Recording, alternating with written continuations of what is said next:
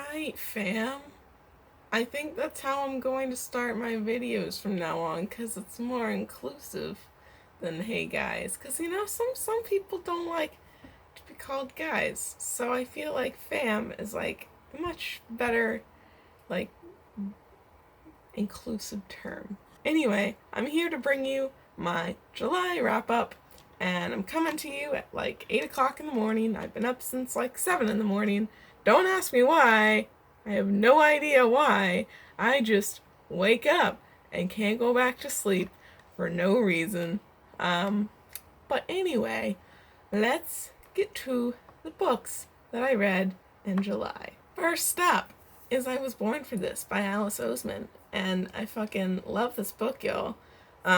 It's about fandom, essentially. So it follows like two main characters. One main character is obsessed with a band called The Ark and is about to go see them like live in person and is going to do like a meet and greet and everything. And then the other character is Jimmy, who is the lead singer in The Ark.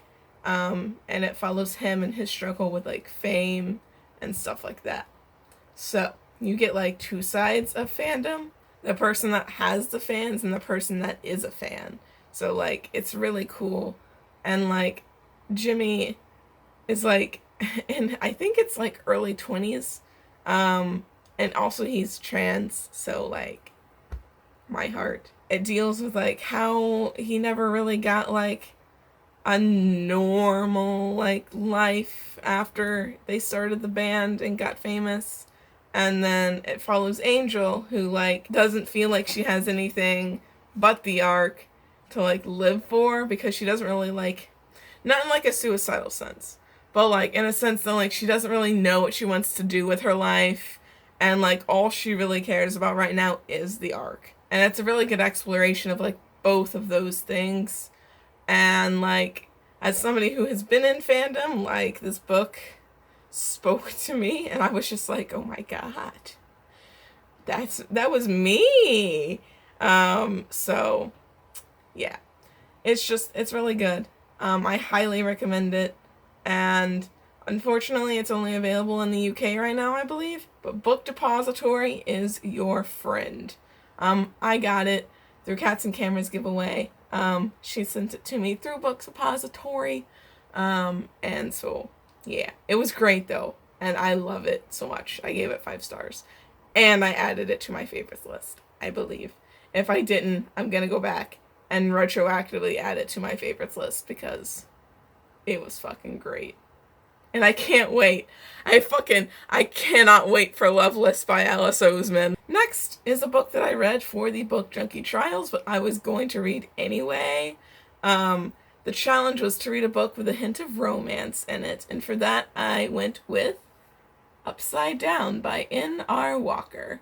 So Upside Down is about this guy named Jordan, who was like coming to terms with the fact that he's ace, and then he meets this guy named Hennessy, and Hennessy is also ace, and so after they meet, Hennessy is like, so hey, here's more information about the asexual spectrum and stuff, and they end up, like, developing feelings for each other, and like, it's fucking quality, y'all. It is the ace love story of my dreams, and for the Bookstagram challenge during the reading rush for a book with a character you would like to switch places with, I picked this book. Honestly, I could switch places with Hennessy or Jordan. It wouldn't matter to me. But anyway, it is very good.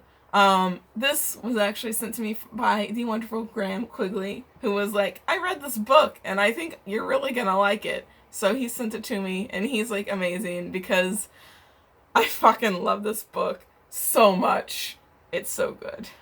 The only thing I would recommend not doing is reading the About the Author section. Don't read the About the Author section. It's fucking weird. The next book I read as part of the Book Junkie Trials was a challenge where I had to pick a random book and read it, and my random book just happened to be In an Absent Dream by Shauna Maguire. And so In an Absent Dream is a prequel to Every Heart a Doorway in the sense that it tells the story of Every Heart a Doorway's, like, not founder, because she wasn't the founder of the House for Wayward Children. She's like basically she runs it now. So it tells the story of her in her doorway. And like, if you didn't know, the Wayward Children series is about these children who like go to different worlds through doorways that open when they're small, and then they come back to the real world and they have to deal with that. So this book details Lundy's experience with her world. I'd highly recommend it, even if you haven't read any of the Wayward Children books, because I don't feel like you need to read this like as the fourth book. Like, sure, you'll get things out of it if you read it as the fourth book, but you'll also get things out of it if you just read it as the first book. Like, it's cool. It's cool like that. So yeah, it's a lovely, lovely book, and it's very short, so it won't take you any time at all to read it. So you should read it. Then I tried to read Fire from Heaven, and I got about 10 pages into it, and then I stopped because it was a reading rush. And I had a completely different TBR for that.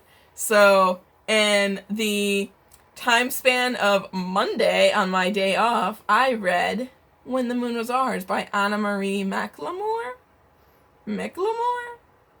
Not sure how you pronounce her last name, and I'm covering it up with my hands, so like, there. How do you think you pronounce that? I'm not sure. But anyway, When the Moon Was Ours is magical realism, and it's about a trans guy and his best friend who has flowers growing from her arms, and it's about like their relationship. And then it's also about these like 4 sisters who like want to take the flowers from her wrist because they think it has special powers. And so yeah, it's about that, and it's about like secrets, and it's about it's about like learning about the backstory of the girl who has flowers growing from her arms because she just showed up in town one day. And yeah, it's very good. I read it all in one day, and I really enjoyed it. I want to read more of this author's work because I really enjoy her takes on magical realism. So yeah, I would recommend this. Especially, I really did like the trans representation in this book. So yeah, check it out if you want to. So When the Moon Was Ours counted for 4 different badges. I read it all in the same spot. It has purple on the cover. I meant to read it last year, and it has 5 or more words in the title. And then for author's first book for the Reading Rush Challenge, I read Dreadnought by April Daniels. Dreadnought is basically about this trans girl who basically gets superpowers in her ideal body and has to like deal with the consequences of that. I really enjoyed it, like, plot-wise, and I really enjoyed the world building in this. I liked that there were like morally grayer characters than like you usually see in superhero books. Like, everything isn't black and white. And so I really like that. And I don't know, if you like superhero books, you'll probably like this book. Like, also the trans representation is incredible because I'm pretty sure it's own voices. So yeah, like, it deals with a lot of transphobia though, like, and internalized like self-hatred and stuff. So like, watch out for that, I guess. But it's like really good, and it handles all of those things really well. And I think you should read it. I think you should read all of these books, honestly. But yeah, so Dreadnought was definitely a great book. And then for read a book and watch the adaptation, I went with Simon versus the Homo Sapiens Agenda. This was a reread. Obviously, I have already read this book.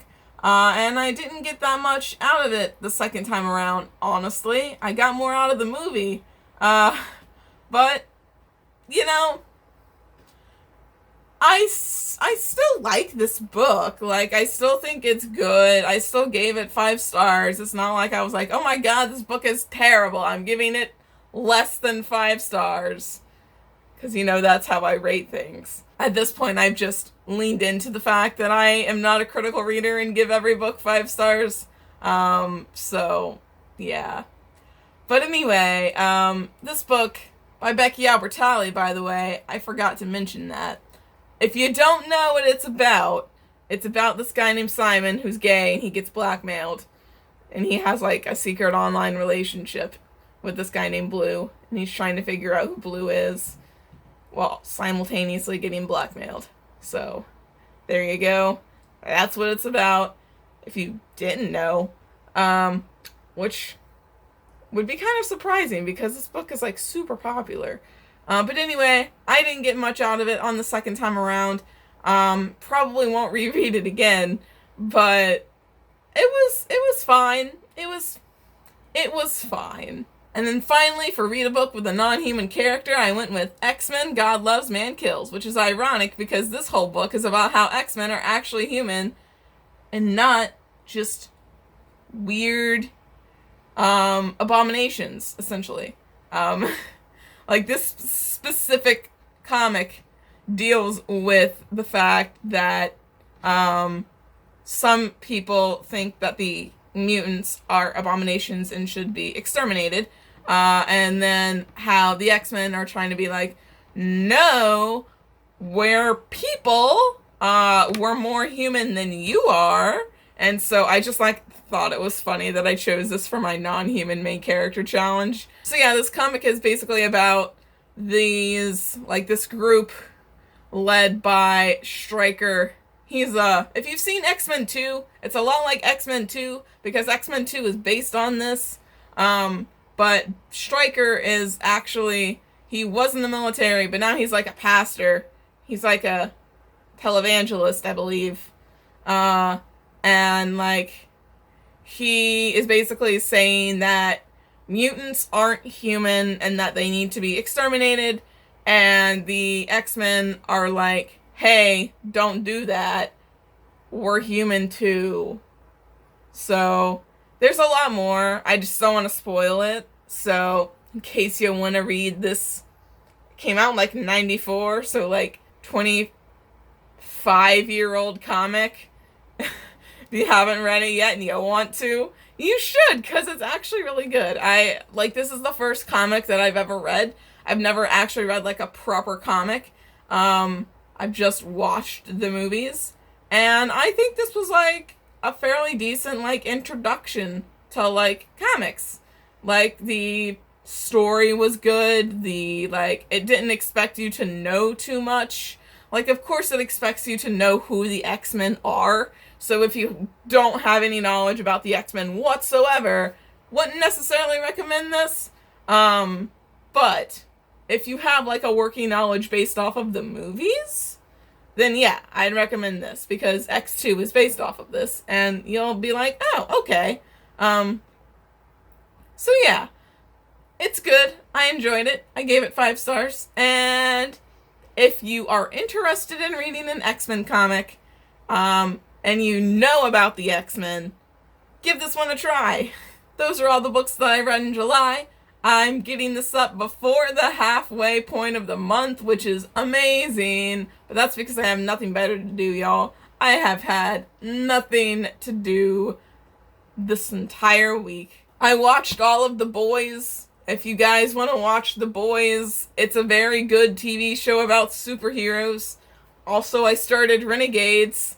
I'm on a superhero kick, apparently.